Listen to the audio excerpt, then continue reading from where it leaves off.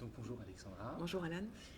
Donc je te croise pour la première fois au salon Étonnant Voyageur Mm. à Saint-Malo. Mm. Donc contente d'être là. Très contente vraiment. Alors j'étais aux Imaginales mercredi, jeudi, vendredi, samedi et je suis arrivée donc hier. Donc je fais 2 jours à Saint-Malo avec des tables rondes et je suis vraiment heureuse effectivement d'être là parce que j'ai pu notamment faire une table ronde avec 2 autrices ukrainiennes. Et c'est important pour moi de connaître justement ces artistes.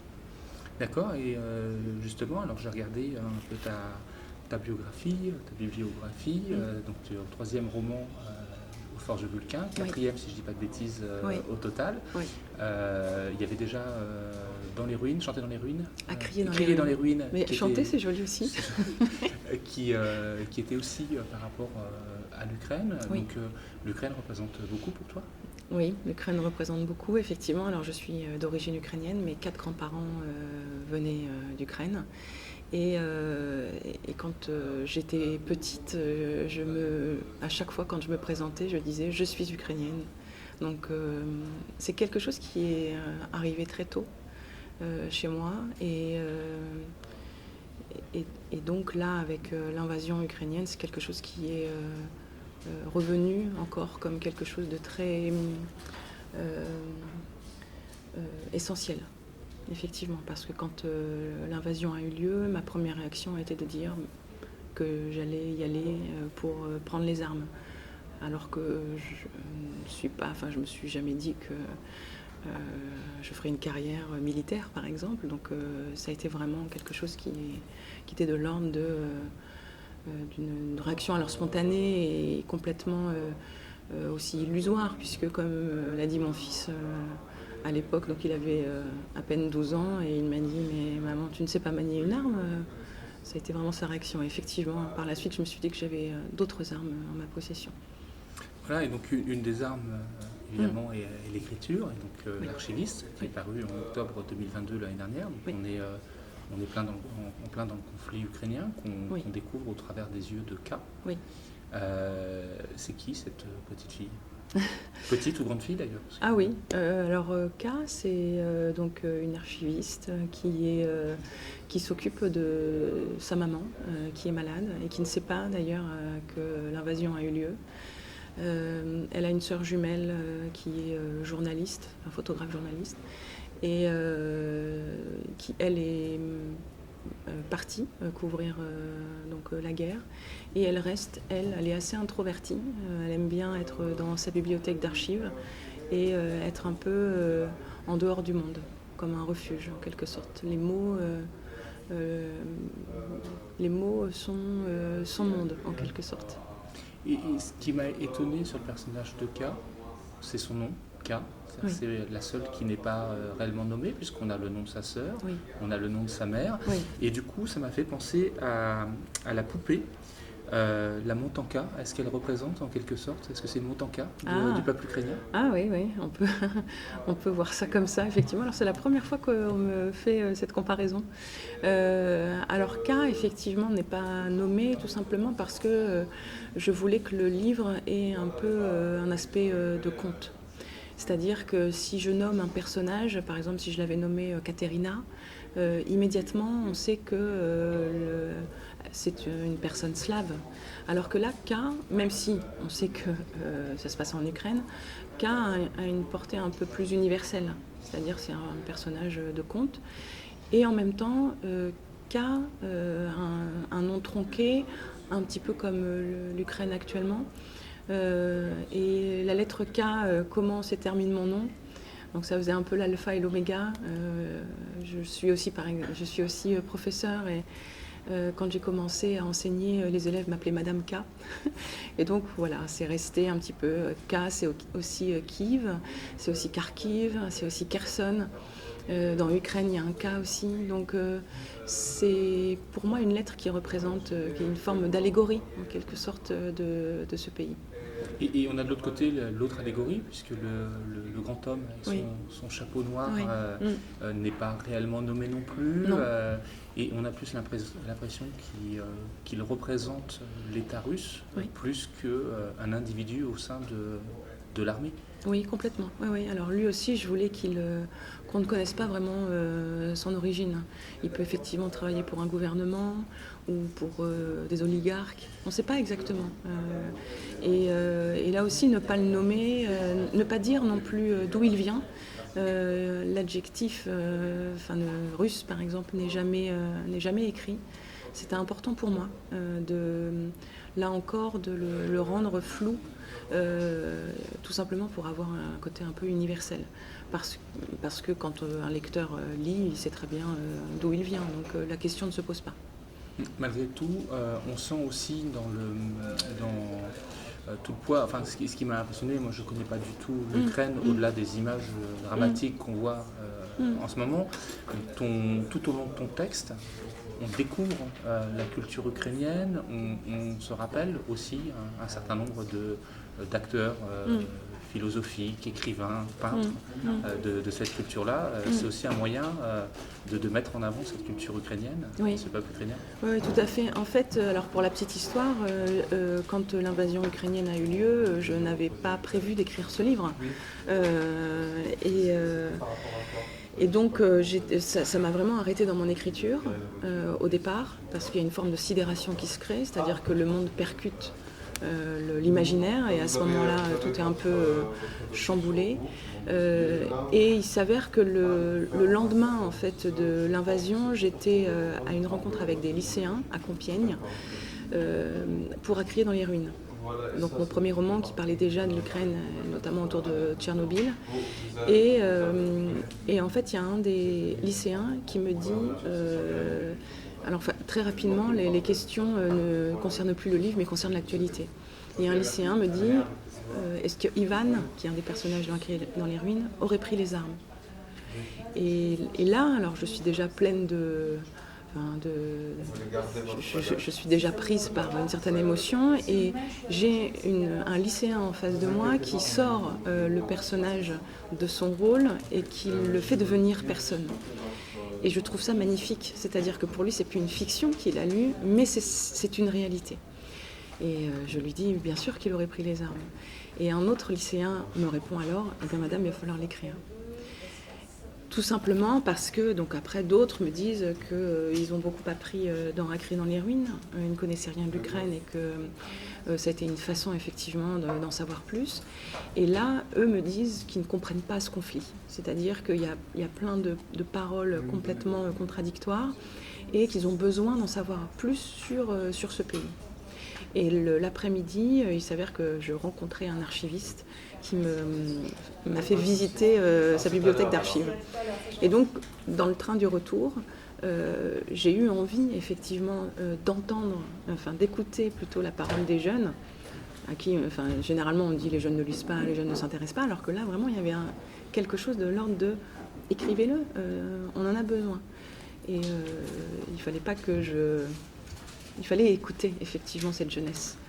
Et comme j'avais en moi, j'avais vraiment des voix ukrainiennes qui montaient, c'est-à-dire qu'on se retrouvait devant des envahisseurs qui disaient que l'Ukraine n'existait pas et qu'on pouvait faire n'importe quoi, puisque de toute façon, c'était pas un peuple qui existait.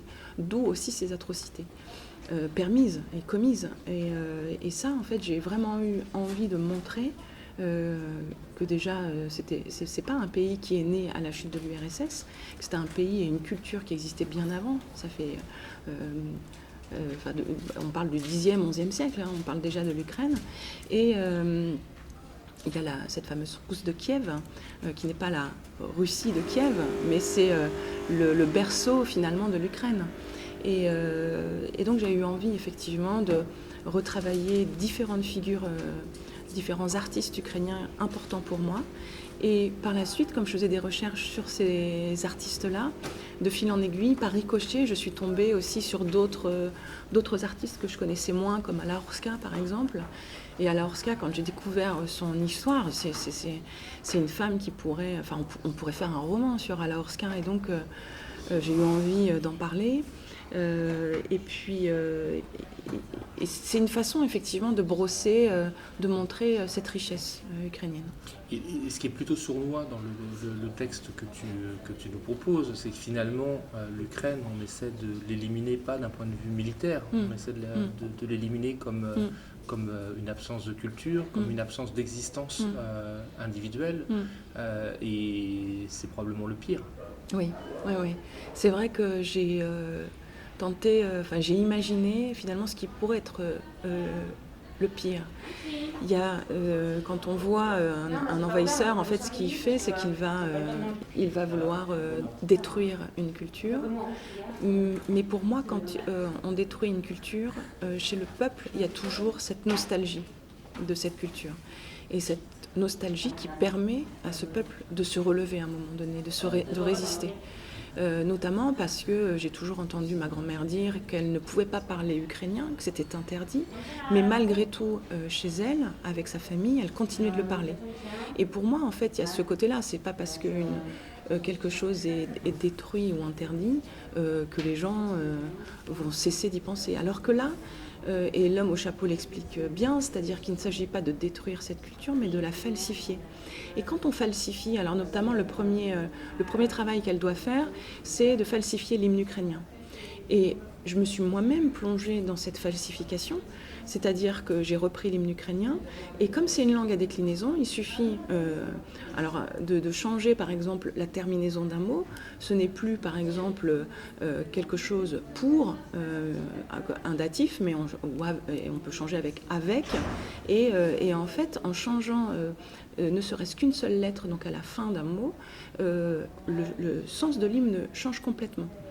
Et moi, ça m'a terrifiée. Je me suis dit, c'est tellement facile finalement de falsifier quelque chose. Et puis après, par la suite, en fait, avec, comme l'explique l'homme au chapeau, avec de bons professeurs ou par exemple des conservateurs de musées, puisque les œuvres, les tableaux, à un moment donné, seraient raccrochés dans les musées, de mettre les bons conservateurs et qui diraient, mais non, en fait, dans ce tableau, il n'y a jamais eu cette figure-là du Cosaque. Vous vous trompez. Il y a toujours eu cette figure, une autre figure. Et donc, effectivement, là, c'était pour moi pervers, dans le sens où, quand on falsifie, la chose n'existe plus. Et puis, au fur et à mesure des générations, elle s'efface. Et à ce moment-là, on peut asservir un peuple, puisque même sa culture a été changée. Et une question un peu plus délicate, parce que là, on le voit dans le contexte de l'Ukraine, donc vraiment dans un contexte de guerre et donc de volonté d'anéantissement de toute la culture ukrainienne. On a aussi énormément de questionnements aujourd'hui autour de la réécriture de l'histoire, le renommage de certaines œuvres. Je pense au Diptynègre, par exemple, etc. Est-ce que le côté universel, il est aussi dans cette réécriture contextualisée d'œuvres plus anciennes ? Oui, bien sûr. Oui. Et puis je voulais justement retravailler là-dessus, c'est-à-dire que quand on change, par exemple, un texte de Roald Dahl et qu'on enlève certains mots pour en mettre d'autres, c'est méconnaître aussi ce qu'est le travail d'un artiste, c'est-à-dire que chaque mot est important. Donc si un mot peut en remplacer un autre, finalement, qu'est-ce qu'une œuvre ? Qu'est-ce que l'artiste aussi ?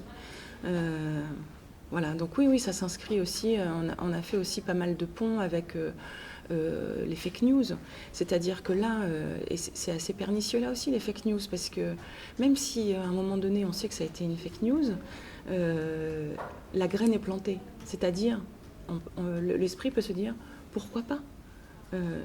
Voilà, il faut effectivement faire attention à tout ça, oui.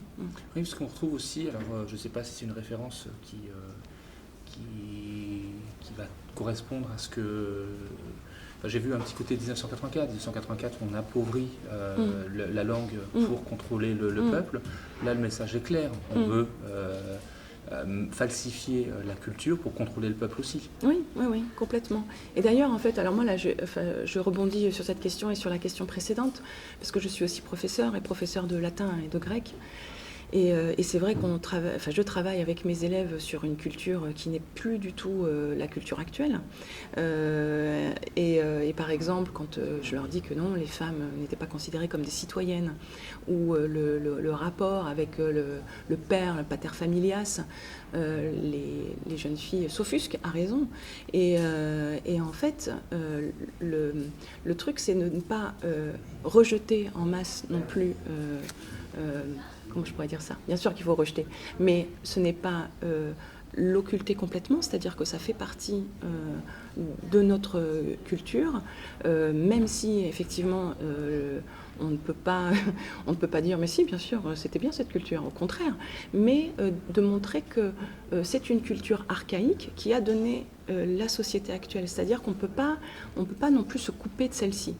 Donc il ne faut pas non plus la détruire complètement. Il faut aussi poser un œil nouveau sur un œil, oui, effectivement, nouveau sur cette culture. Et c'est le travail des enseignants, effectivement. C'est un peu la même chose avec Roald Dahl, c'est-à-dire qu'effectivement, quand on lit certaines choses, des élèves peuvent s'offusquer, et c'est à nous aussi d'expliquer que ça a été écrit dans un certain contexte qui n'est plus le même qu'actuellement, mais que c'est pas pour ça qu'il faut complètement rejeter tout ce qu'a fait l'artiste. Oui, je suis totalement d'accord. Et si on reprend, si on revient à K, il y a aussi alors je ne sais pas s'il y avait un petit pic ou quelque chose comme ça. À un moment, il y a un échange entre K et, je ne sais pas si on doit dire son bourreau, en tout cas son donneur d'ordre. Oui. Et à un moment, il lui dit, mais oui, enfin, les pays sont tous à vos frontières, mais ils s'en foutent. Et c'est un peu le sentiment qu'on peut avoir aussi quand on regarde un peu la situation aujourd'hui. C'est-à-dire que tout le monde crie autour de cette invasion, mais les actes restent quand même très limités. Oui, oui, c'est vrai, c'est vrai. Et il y a plusieurs personnes d'ailleurs notamment Luba Urgenson, qui a écrit un texte, c'est Nous nous sommes réveillés, quand nous nous sommes réveillés. Donc c'est le lendemain de l'invasion ukrainienne, en fait, elle se réveille.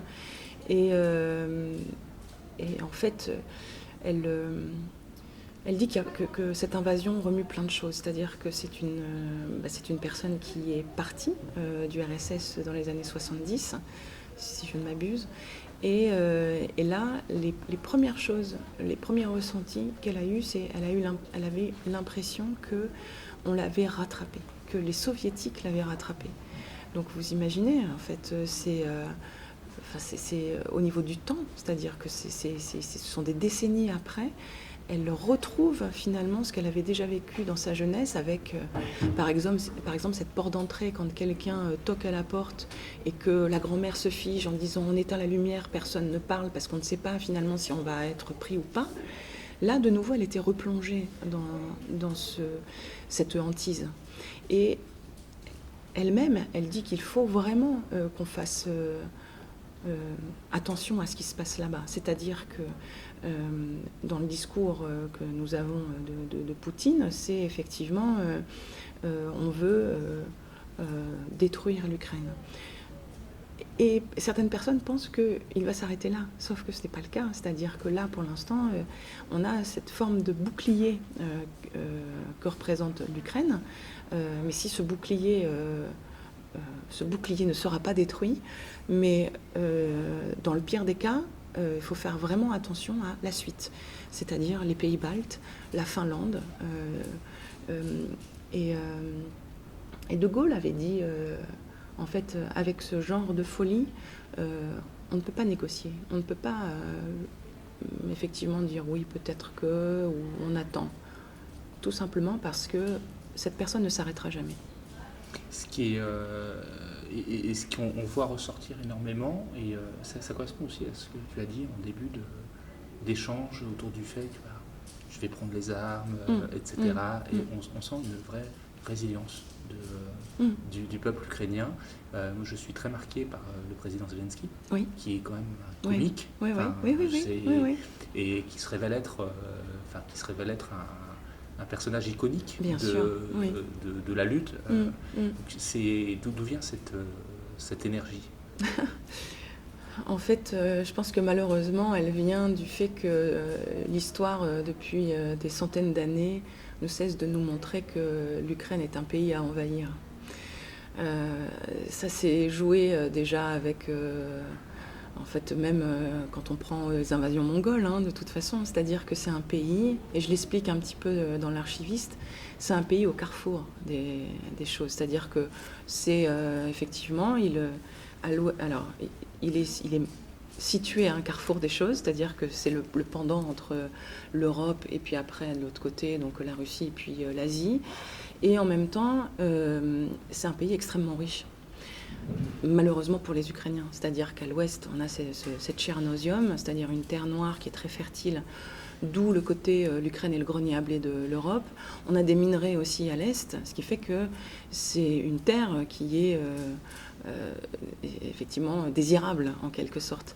Et moi-même, par exemple, quand j'étais petite, mes grands-parents et surtout ma grand-mère me disaient que là, les frontières étaient stables, mais que vraisemblablement, à un moment donné, les frontières bougeraient et que de nouveau, l'Ukraine serait envahie.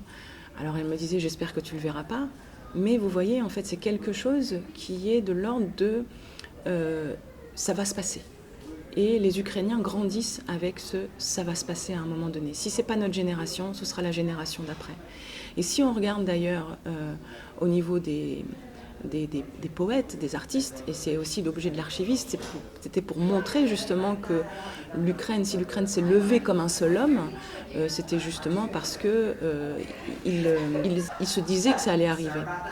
Si on regarde en fait les poètes, donc par exemple Taras Shevchenko, qui est un poète du 19e, dans ses vers, il dit il faut se battre, il faut lutter, il faut résister, parce qu'à un moment donné, la liberté vaincra, la vérité vaincra, et notre âme ne peut pas mourir. Et Taras Shevchenko, c'est leur Victor Hugo, c'est-à-dire que tous les élèves ont appris ces vers, donc tout le monde a en tête il faut se battre, il faut se relever, parce qu'à un moment donné, même si c'est pas pour nous, ce sera pour la génération d'après. Et ça avait déjà débuté notamment après Maïdan, c'est-à-dire que Maïdan, donc en 2014, c'est quelque chose qui a vraiment cristallisé cette forme de résilience. C'est-à-dire que quand on entend, quand on questionne justement les Ukrainiens, ils disaient on ne peut pas lâcher, parce que là, si on lâche, ça veut dire que on va se rapprocher du gouvernement russe, et on ne veut pas, on veut se rapprocher effectivement de l'Europe. Et ils n'ont pas lâché. Et l'histoire nous montre que justement, sans lâcher, alors que vraiment c'était au départ des manifestants pacifiques, hein, face à la Berkmout qui était vraiment très sanguinaire en quelque sorte, hein, et malgré tout, ils n'ont pas lâché. Et il y a un reportage, un documentaire d'ailleurs qui s'appelle Maïdan tout simplement, qui montre ça, cette forme de résilience, on ne lâche pas. Et c'est vrai qu'en discutant aussi avec d'autres personnes qui ont notamment couvert la guerre en Yougoslavie, cette personne me disait l'Ukraine ne peut pas être vaincue, tout simplement parce que c'est tout un peuple qui est là. Alors à moins de détruire et d'anéantir toute la population ukrainienne, on ne pourra pas, enfin les Russes ne pourront pas justement anéantir et vraiment envahir ce pays. Et du coup,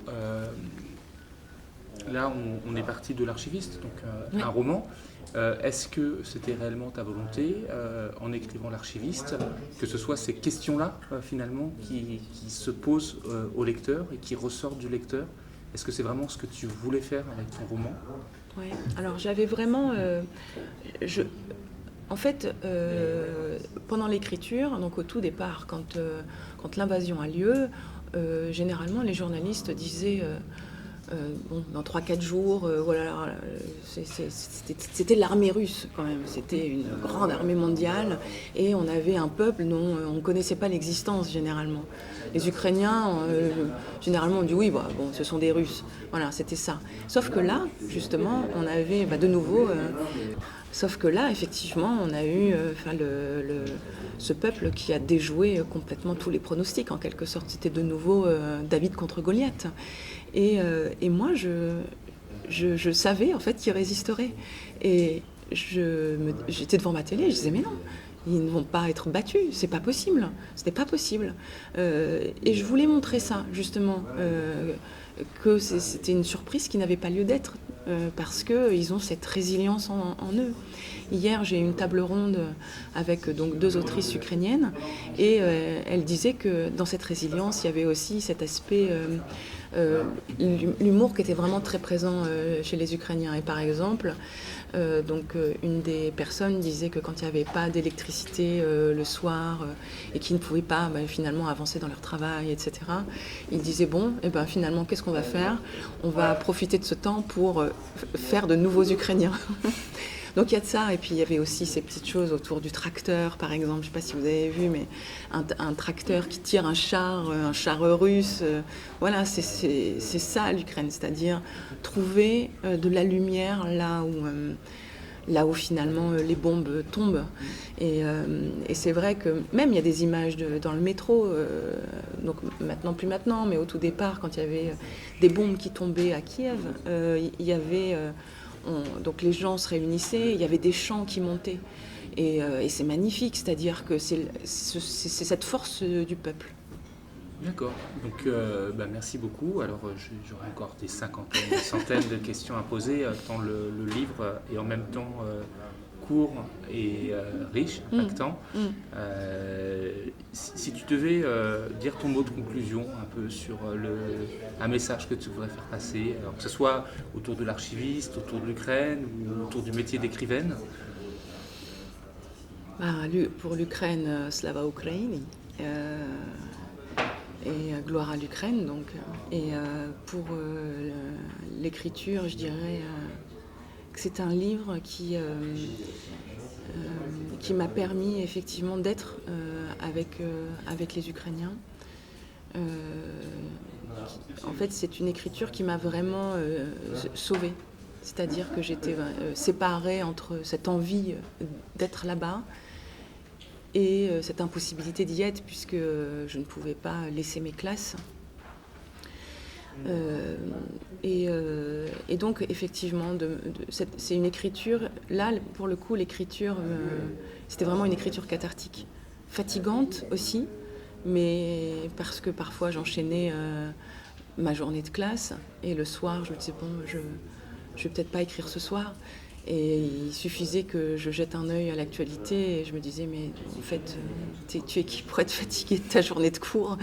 Vas-y, écris. Et ça a été aussi c'était une écriture qui n'était pas évidente, parce qu'il fallait aussi pour moi que l'écriture soit digne de ce peuple. Sauf que, où placer la dignité? Et c'est vrai que là, j'ai eu la chance d'être accompagnée donc par, comme toujours, par David, donc mon éditeur aux Forges. Et c'est lui qui, à un moment donné, m'a dit, écoute, là, Alexandra, arrête de corriger, j'arrive même pas à suivre tes corrections. Donc, arrête. Et je n'arrivais pas, en fait, à m'en extraire. Et là encore, à un moment donné, c'est lui qui m'a dit, bon, là, on va avoir le temps, dans une semaine, de reprendre, donc pars tranquille en vacances. Et en revenant, il m'a dit, bon, on n'a plus beaucoup de temps là. Donc, et ça, en fait, il avait bien vu que c'était quelque chose, c'était une écriture, je pense que je serais encore dedans s'il ne m'avait pas dit d'arrêter. Tout simplement parce que jusqu'où, finalement, retravailler l'écriture. Il fallait vraiment que tout soit le plus parfait possible, même que ce soit un livre assez harmonieux, mélodieux aussi, donc avec une relecture à voix haute pour éviter, par exemple, notamment trop de « a » dans la phrase, donc d'avoir vraiment une mélodie qui emporte le lecteur. Voilà. Merci beaucoup. Merci à vous.